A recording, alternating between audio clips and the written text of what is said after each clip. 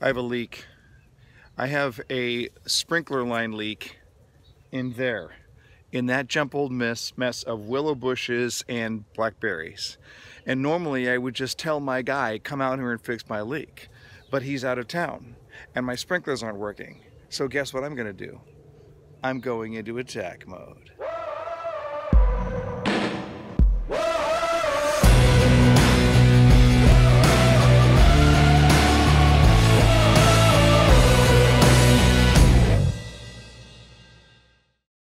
All right, so you remember you can send your questions to ask@jeffshore.com. Got a question here. I get this question from time to time about people who keep coming back, but they won't get off the fence. They keep looking, they keep saying they're interested, but they won't get off the fence.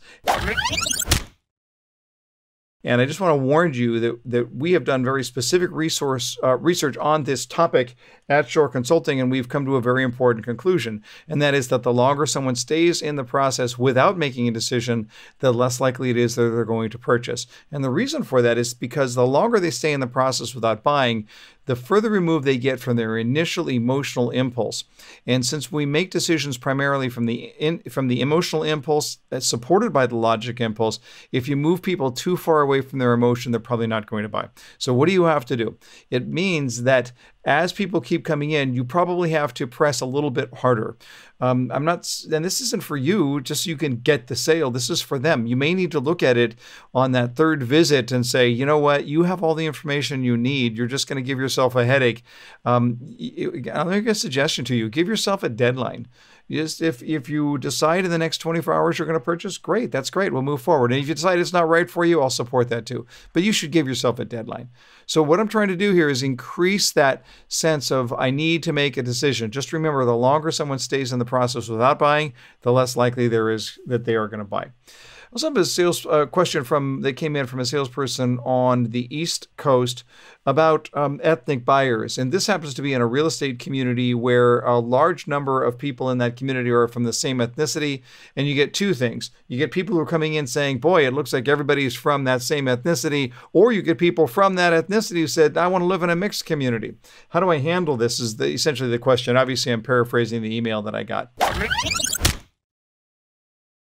And here's my advice on how to handle it.